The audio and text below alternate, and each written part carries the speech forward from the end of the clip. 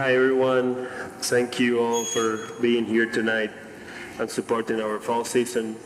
Before introducing this fantastic couple of artists here on my side, I want to extend my gratitude to the MOCAD staff for the hard work they have put into making this season possible, especially our co-directors Marie, Patton, and Jovalyn, leaders of MOCAD, Jonathan Rojeski, our exhibition and facility manager, Isabella Nemo, my fellow associate curator, Aria Rana, our exhibition and facility coordinator, and Maya Davis, our program and community engagement manager here, along with the rest of the staff who contribute day to day to make this museum an agent of change to serve the city of Detroit. I also want to thank the House of Gaga, the Gallery of Asma, who presented this work originally in 2022 and lent this work to us. And I want to introduce now Asma. Asma is an artist duo based in Mexico City, formed by Matias Armendaris, who was born in Ecuador in 1990, and Hanya Beliá, who was born in Mexico in 1994. Combined, they hold an MFA from the School of the Art Institute of Chicago and a BFA from Emily Carr University, as well as a BFA in visual art from the Facultad de Arte y Diseño en la UNAM, Mexico. The duo has exhibited internationally, including Manifesta Biennial in Marseille, Museo Tamayo in Mexico City, the Chicago Artists Coalition, Denver Art Museum, and they just opened 3 weeks ago a wonderful show at the Sculpture Center in New York entitled Ideal Space for Music. Most importantly, the work of Asma is a generational signature for many of my fellow intellectuals, curator, artists who work in the USA and have a Latin American roots, understanding the spirit of dialogue, communication, and feedback between two regions divided politically, but that they are geographically one. Having said that, I want to start with the first question, and we're going to have more this talk in the spirit of a conversation. And Asma is the first show when you get into the museum entry galleries. The one who hasn't seen it, I invite them to see it after this show. And we have a slideshow that's going to run in loop with some slides that situate and provide more context about Asma work. My first question for you is, can you explain what Asma is and the dynamic of the collaboration between two of you? Hi. Hi, hello. Hello. Can you hear me? Yeah. Thank you, Abel. Thank you to the museum. It's been amazing. We are really happy to be showing here, and thank you all for being here. We've been working together for 7 years now. We met in Mexico City, and then we went to study in Chicago. And yeah, we've been working together since the beginning, no? Yeah, originally we were sharing a studio in Mexico City. Like, we met before doing our MFA, and we started collaborating through almost like organically spending time in the same studio, and slowly our practices were like hard to distinguish which one was like doing what, no? But eventually we just decided towards the end of the MFA, to take this leap of like just collaborating and like trying to create a new body of work that was like separate from our own individual lines of practice. Like, I was doing more printmaking and drawing. Yeah, I was doing like more painting and photograph. Yeah. And then we kind of decided to do like a more sculptural practice, like thinking of a space where like we didn't know how to produce, and it was kind of like a more horizontal ground for both of us, like starting collaborating. Yeah. Okay, thank you. My second question will be, why are all these imaginaries? I'm sorry. Actually, my second question is the other one. I want you to talk more about your relationship with the past, decoration techniques like pâte de verre, which is a technique from the ancient Mesopotamia and Egypt that was popularized in France in the 19th century by modernism, and craft makers.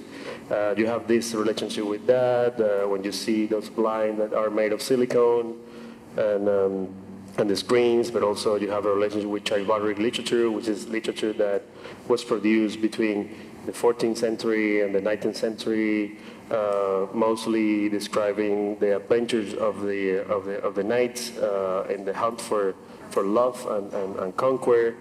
And you have also a relationship with mythology. And I want to ask what kind of meaning is codified there that make attractive to you, and what is interested in the past? A very big question containing many parts. I think that maybe like the main interest in like the past comes from a very organic place for both of us. Like I'm Ecuadorian and I grew up in Quito, which is a very colonial city and has like a very colonial architecture. And a big school in artists and like objects and architecture, like very Baroque architecture. Yeah, and you were like. Yeah, I'm from a city near to Mexico City, and it's called Querétaro, and it's like it's also the same. It's like a town full of churches, and it has like a lot of kind of not the same architecture, but it's like kind of a colonial heritage. Yeah. And I think that when we were. I think we're kind of interested in how that mixes into life. Like in Mexico City, like everything is very syncretic. Like the present and the past never really stop kind of coexisting, and it's kind of a familiar place for us in terms of just how we experience life. And I think we explore that in different ways for each show. Like we delve into different narratives and myths and are interested in literature, but each kind of reference maybe is specific to a topic that's like taking place. And in this case, we were thinking about medieval, like chivalric tales, because we were thinking about work, mainly thinking about our own work, no? Like this professionalization of art, kind of putting this kind of office environment into the art practice, and thinking about this idea of purpose, or delving into desires of purpose, no? And that being something that in this place of the maybe medieval chivalric tales, there were these two archetypes we were interested in. It's like the knight and the princess, and this kind of a relationship between these two characters. Maybe you like. That is more, yeah, it is more complex than that. Like we are like interested in the. Well, maybe we can like follow. I don't know if it's like a good moment to talk about it. Yeah, but yeah. I think before we were talking about actually. These kind of like past craft were integrated in the history telling, like a functioning of art, like art was used to tell stories rather than organized spaces. I mean, they were organized spaces telling stories, and you were actually like talking with me about how about the contradiction between modern architecture and its functionality, and this more like a decoration that has that is about telling, and then functionality is more about production, And I wanna keep with the second question, that is, or the third question, that is, why are all these imaginary are transported to a modern or contemporary office space where functionality is the ruling element to produce efficiency, to multiply capital and immaterial labor? Yes, I think that Maybe we can start with the ornamentation. Yeah. I think that we are interested in this shift of how like objects, like everyday objects, carry in their design. Like in ancient objects, there was a use of this ornamentation as a narrative tool to carry on culture. Like there's like chants or like certain beliefs, like stories that carry this culture through like a cup or like everyday object like a rug, and we kind of are interested in this contrast, no, with the modernity and the simplification of design in like function. Obviously, like it's a different search of aesthetic, but we feel that maybe is one of the things that to us feels a necessity in today's time, like this connection through like narrative to ideas that you can kind of live with, and I think this exhibition kind of tries to put together this ornamentation, kind of weave within this aesthetic of like modernity and function. Yeah, and trying to like mix them together, because there's like an obvious maybe binarism in that, like but we are interested more in the fusion of the aesthetics of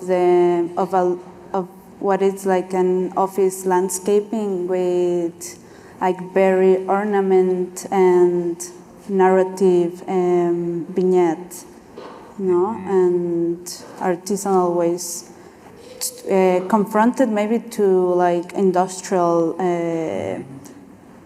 production, yeah.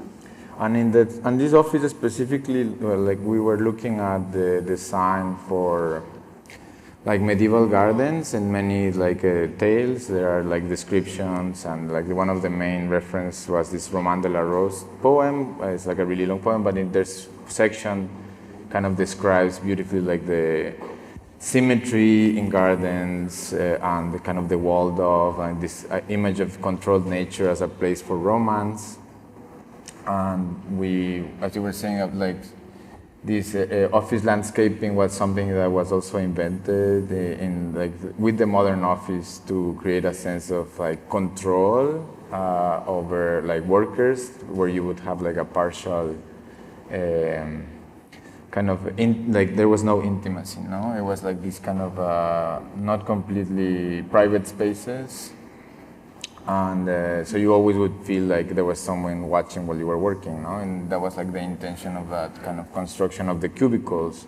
And in this kind of mixture, we were interested in the kind of talking about like seeing and being seen, and this space of the garden being as a place for courtship and like kind of romance, kind of like being compared to or put in contrast with this space of office, no? Yeah, something that I particularly like is one of the screens is actually is a kind of like a medieval garden that is actually composed by grids, and we have been talking about how the site technology that allows, like the human being, but also Western civilization to control vectors is basically the grid, the capacity to own land, like through segmentation, is the same technology that actually produced the office. That is a fully, is a geometric object that is intended to produce functionality in the assembly line of the global capital, and it's very interesting how there is a condensation of time.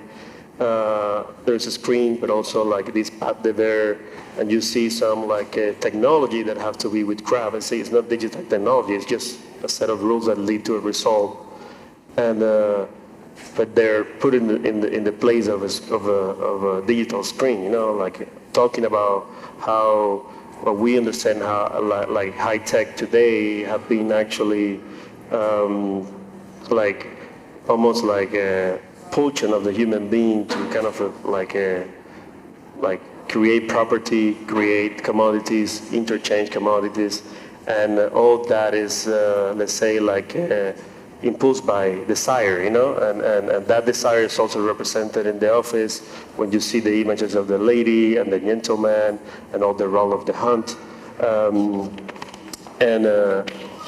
Which leads to my next question, that is about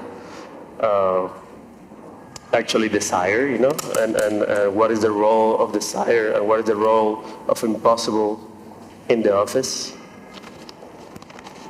Yeah, there's like a general failure, no, in the exhibition, because there's like this, like,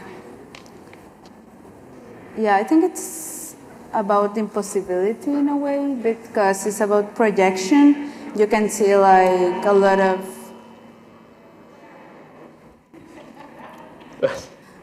there's like a lot of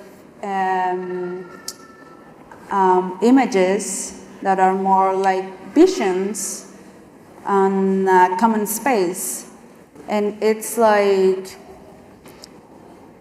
it's more like is the imagination like getting through these spaces that it can like feel as an empty or like not like desprovide of other things. But yeah, the desire is like a very common subject between both of us. And it's a very abstract thing as well, no? But this exhibition, and especially, is like, I don't know, like atravesada, like getting through like capitalism and I think forms of capital in general. In that sense, with the idea of like capitalism and work, obviously like the office maybe is like that image of desire within capital, like there's like a pursuit of something as a worker, like when you're like working, you have this projection of where you want to be, like you're working towards something that is constructed in your imagination, and like in your fantasy of like where your labor takes you. And we were interested in these symbols of the knight and the princess because they almost represent this desire of impossibility, in the sense that the adventure of the knight in search for the princess is not really a seek of love, but actually honor and grandiosity. And the desire of the princess in our thoughts was like this eternal love, a really romantic idea of the blueprints, and these desires almost like don't really collide completely. And it's about this impossibility that the show is really trying to merge these two gender archetypes. And in our thoughts, like we're interested in like the symbol of the deer within the chivalric tales as this kind of middle point, because it is in the story, like when the knight finds the deer, it's like the moment where it's in the deep forest, in the space where there's like nature is not like a controlled space, and that's like what leads the knight to the princess, this idea of the unknown. And in that sense, the whole installation is about like imagination kind of like leading you into this space of adventure, or like the space that's not the real, which is like the garden or the office, like this space of contention. So that desire, it's been kind of like represented in this desire of like something that's beyond like your physical reality, no? Which is like where you're at. Like it could be the office, or in the sense of the tale is like the castle or like the enclosed space. Hi. Yeah, I see Wander and Pursuit as a double failure. Actually, you said that before, Anya, regarding the functionality traditionally attached to the garden and the office. The first one, the garden, is a space that humanity invented to eradicate the wilderness of nature in order to make nature enjoyable and a place for leisure. Parties, love, family reunions, hunting, and more. The second one the office is intervened in by the garden, negating the office capacity to be fully functional and productive. We can also see this proximity as the office were a direct consequence of the ideology that produced the garden. I would say, which are those elements in the installation that point to the failure of this capture, whether it is the capture of desire, the capture of the image, or the capture of the ultimate meaning of the work itself? I'm thinking about more material questions of the exhibition in a specific part, if you want to comment on that. You want to start? You can start.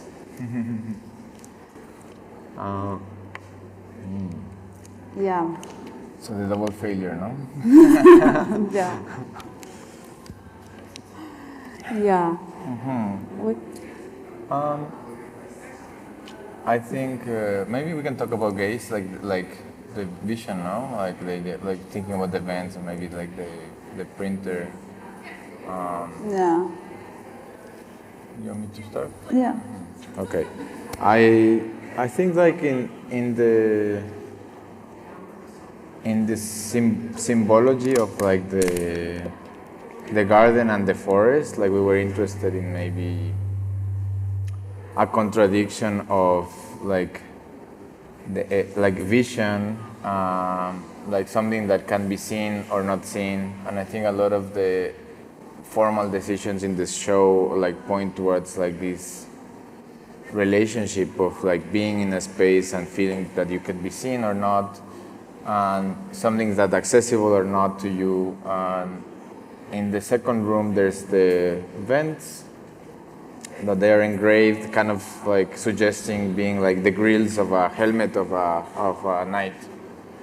And inside them, if you look through the grooves, there's an oil painting of image of the forest, and you can only see partial parts of it, no?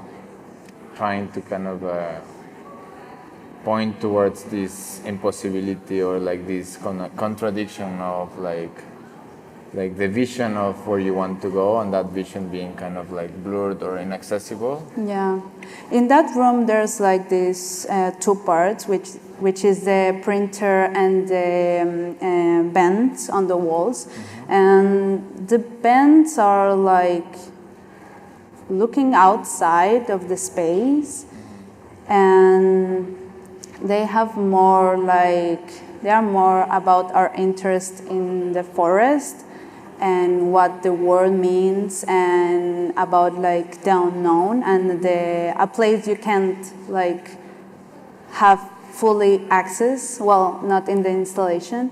And but it's about the exterior, it's about like the place that it's not there. And the printer, which is in the same room, it's like an image or a vision of the interior, and it can be like the interior of a body. It's kind of a map at the same time, and it has this, this like symbolic meaning of like the body, and kind of the body as a machine, but we were like more interested in an image that you can't fully have, and it's about like projection, and it's very like physical in that way, and yeah, that's about interior, I would say. So in that sense, yeah, it is like, I think the whole exhibition is trying to kind of point at that space which we all inhabit, which is like an interior space that becomes exterior in the exhibition, but it is all this kind of like imaginary space that we all carry, and like it is kind of integrated with this idea of like work and purpose of like contemporary life. Like that is like almost like a space we can inhabit to get out of our own kind of like present moment, or like our own condition as like part of like capitalism, and in a way like a tool to maybe understand like your relationship to that, but at the same time like you're like an escape from that at the same time. Yeah. I just want to remind that the image that is inside of the printer is a sculpture that is inspired by one of the images that was published in one of the most important tractatus by Vesalius, who was the father of modern anatomy, and it was published in Basilea, Switzerland in the 16th century. I think it was in 1547.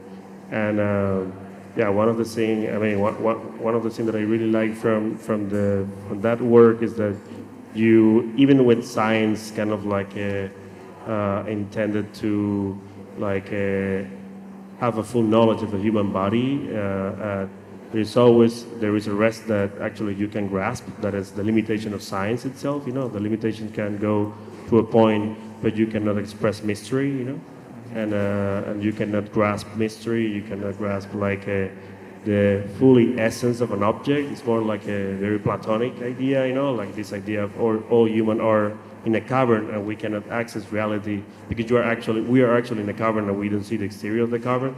And I really love that, at least how that, to me, that printer really triggered, those thoughts, those thoughts. I want to move forward to the next question that is about surrealism. And as you know, in this season, we are celebrating 100 years of surrealism. There are many ways in which surrealism has persisted until now. Still, one of the main political aspirations and goals of surrealism was to operate a coup d'etat, like to erupt the common sense, to introduce a glitch or virus, a failure in the logic of representation of the real that will lead people, the spectator, the viewer, to question reality as something natural or given by God. And in this way, the spectator and the viewer can reclaim his own agency over reality. And instead, surrealists proposed that reality was a socio-political construct that could be modified through artistic action. Living in Mexico, a country with a deep relationship with surrealism, Frida, Remedios Varo, Leonora Carrington, Diego Rivera, and many others, how do you relate with this tradition, and what is the current importance of surrealist action in your work? I think we don't think of surrealism as an end. It's more like it's the result of our process, because I think it's very related to psychology, and in our work, I think in the way we try to work together and try to understand each other. There's like a lot of some subconscious that takes part of the job in general and of the work. And I think it's like a result. Like I see surrealism as a result of our practice. But obviously we are very stimulated by those ideas, and most in the psychology part of it, and the idea of mixture and the unknown part that can be showed. Mm-hmm.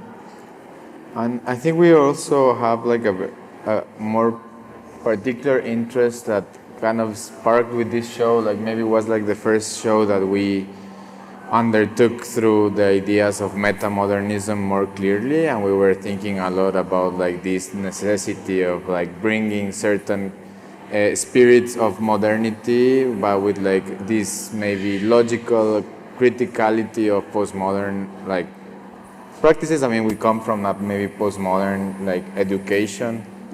But thinking about the spirit of modernity and that, including all the avant-garde movements, like including surrealism and Dada, like maybe those are more close to us because of what you were saying, like we're two and we're always thinking about like psychological element of like connecting to like an idea, like we have two ideas and like that point of contact of our work is really like a psychological process of like connection, no? But I think this show was, we were trying to put forward like this maybe more austere feeling of like the past and like certain traditional techniques like being put in relation to like an aesthetic that feels of the present, but really trying to step back from something that we were working before that was like thinking more about futurity or like the future and like trying to think of like maybe the past and those moments of modernity that really hold like a response to the present, that we feel that there are some of those elements that are coming back, no? Like this idea of like global violence and maybe progress. And those two things that kind of created many of those movements in the avant-garde time, like I feel are those same things that we're experiencing in contemporary time that feel very real and create like a collective anxiety. And maybe we felt that those are tools that feel adequate, you know, for like contemporary times. See, we were talking before. I mean, we went to the Diego Rivera mural this week, and we saw one of the things that we saw is actually the consequence of progress. How Rivera depicted, you know, the war, you know, one of the panels of the mural, and how that, I mean, that mural was made in the 30s, but you know, like still in that kind of surrealist spirit of like lowering the, like making the progress slow, you know, in order to avoid the violence, you know, the violent outcome of progress. Yeah. And I want to have one more question, and last question for you, that is about the title, Wonder and Pursuit. I really love the answer that you gave me before, Anya, about the verbs.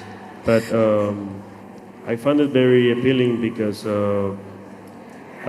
all know this here, or we may know the concept of Walter Benjamin of the flaneur, which is this like a citizen who walk through the modern city without following the urban rules. You know, like the city, imagine that you are in the city that was designed for as a machine of living. You wake up, you go to the work, in the middle of the work, you grab a coffee, and it's all like, and then you come back to your house and to get sleep and come back to the work again, and you follow the highway, the lights, you follow all these urban like signals that make you like move between your house and your workplace. But the flaneur is this person that basically is erratic, you know, they don't follow the rules of functionality that the city offers, and the city becomes an aesthetic object. You know, the city suddenly, all these bridges, all these skyscrapers, all this like infrastructure become an object of contemplation for the flaneur. And in the and something that I really like from this title is like almost kind of like integrate the experience of the flaneur with the experience of the citizen through the verbs wonder and pursuit. And just I wanted you to have a comment about that. Yeah, of course. Yeah, there's like this kind of representation on both words. Like they are almost like crossing or like there's this contrast between both, because they are pointing to different direction. And there's like, at the beginning we were thinking how we can like name the exhibition, because we wanted to feel like the title of the installation to be a kind of a corporate name, or like the name of some kind of like a company or something, no? But at the same time both words are very open and wonder it's related to time, and it's like it's the long time, and it's like the search, you know, and the romance in a way, like, and the leisure. And pursuit, it attends the office, and it attends goals, no, and like very like more like logical things and direction, like the pursuit of something like specific. And wonder, it's like it's not. It's kind of the opposite. Like they just crossed like. It's almost like they cross in a very like corporeal way. Yeah, and in that sense, like thinking more about like the experience of just being like a worker on today's time, it is kind of like these desires that almost feel that would not fulfill you completely. Like maybe you want to wander, but then you want to like get to work, but then like. If you get to work, you want to rest. It's like almost like like a very existential feeling of like there's actually no rest or pleasure. Right? You're seeking something, and I think there are two opposite things that are part of just like regular life. You know? Well, at the end, we are interested in the intersection of both, no? Yeah. Not a lot in the binarism of it, but mostly in what is the third thing what are the questions that came from putting like two different things together, like temporarily and aesthetically and like conceptually, like and how that exercise creates maybe more questions than answers. Mm-hmm. Yeah, I think that is actually like I think the whole show is trying to put things together to become like the same archetype. Like I think the first thing that kind of sparked this idea for us was a piece of like a fragment of a book, the Philosopher's Fire by Patrick Harpur, and it's the deer that leads the knight into the dark forest, into the enchanted castle, is the princess that lives within him. And that is written as a way that like it is the princess leading the knight as in the form of the deer, but it can be misread as like it is also the princess that lives within the knight. So we were kind of interested in like these three archetypes being kind of like the same. And the deer kind of representing both of them at the same time. So that's why it's not really like present very figuratively in the exhibition, but it is really for us like the symbol that contains both energies. No? Well, thank you. We have 5 to 10 minutes for Q&A. If you have some question, please. I invite the public to have any question?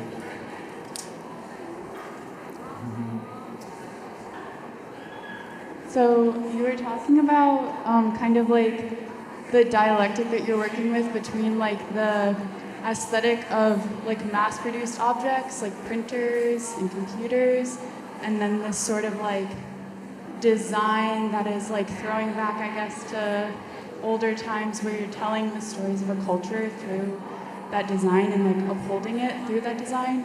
So like, I guess I'm curious about what you have to say about the way that the stories of like culture are actually like not absent in like minimalist industrial design of like objects like computers. Like, do you consider like how those are also telling stories about culture?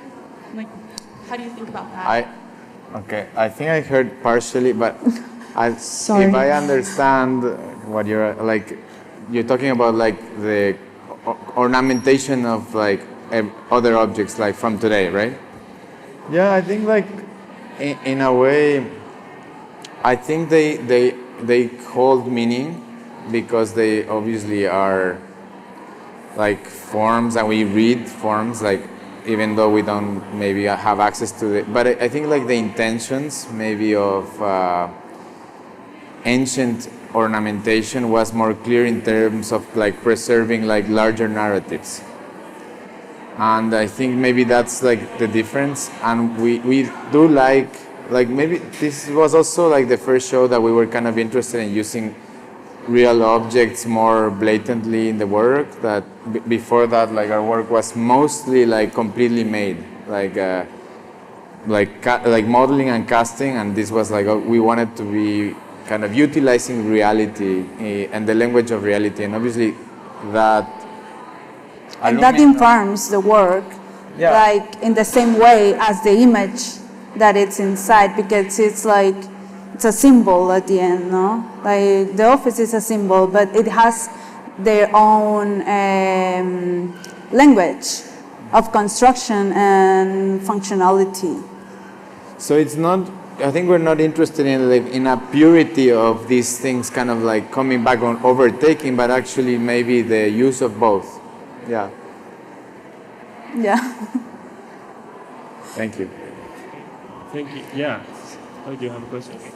Yeah. Maybe the microphone. Maya.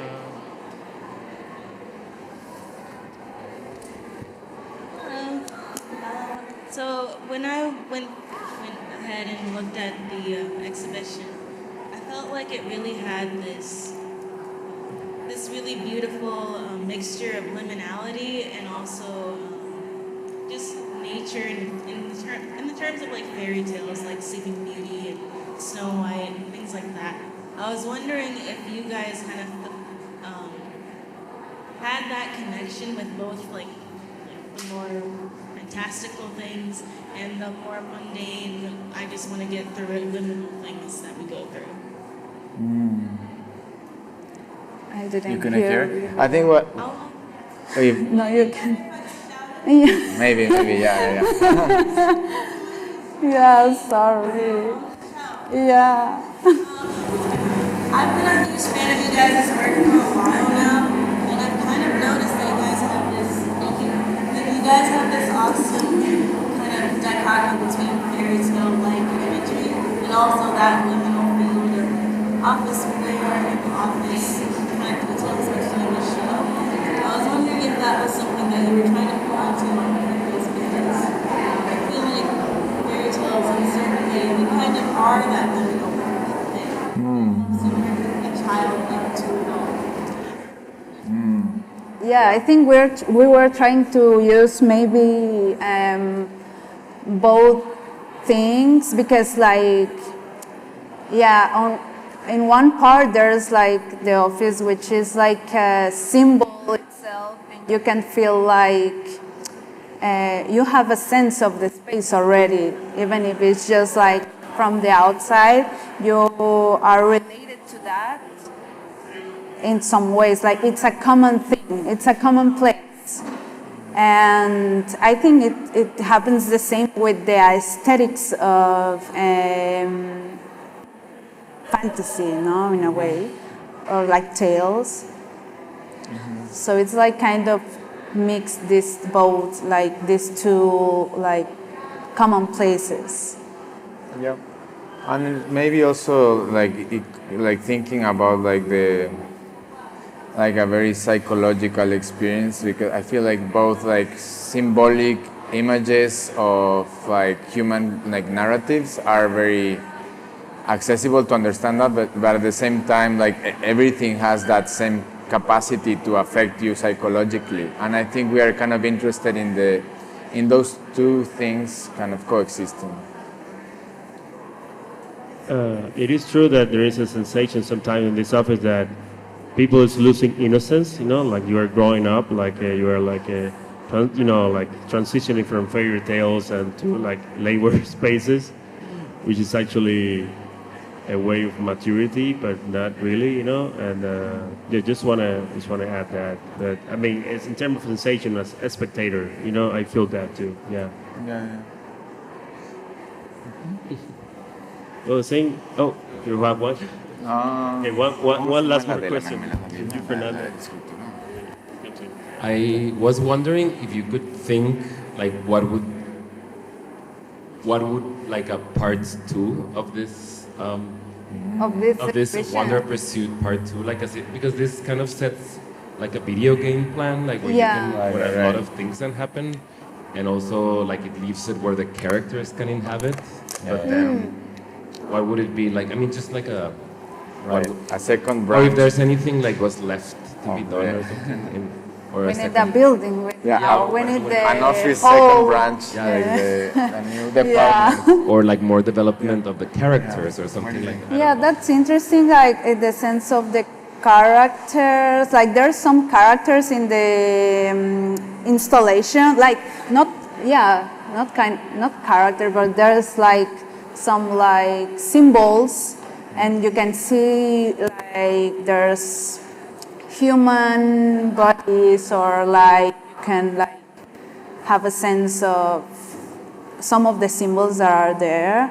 We were thinking a lot because the first time we showed this exhibition, it was in Hollywood, LA, and we were thinking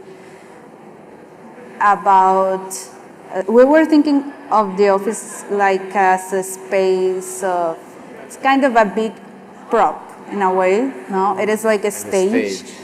And we were interested in how how the public, or like how as a spectator you relate to the space, and how you feel like kind of like maybe like an ambassador of a space of someone else or some more people, and you are just like sneaking to this like office that is like, so we like that kind of theatricality of it, because it puts you on a situation and you are like, yeah, you became part of it as a kind of a voyeur as well.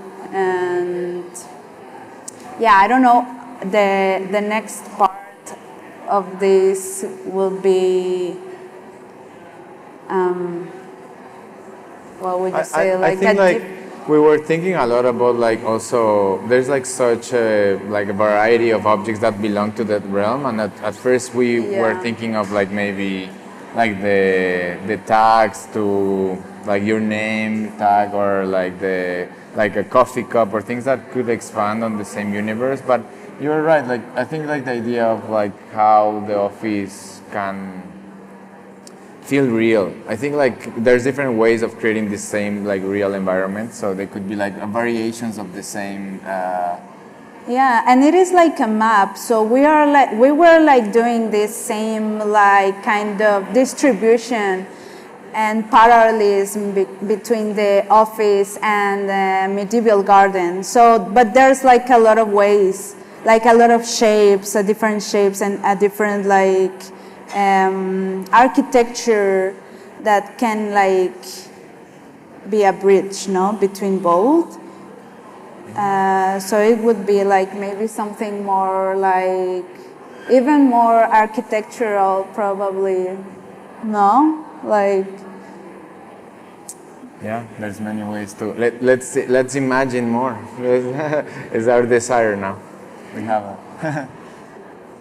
Thank you all for staying here despite the turmoil of the opening, and see you next time. Thank you.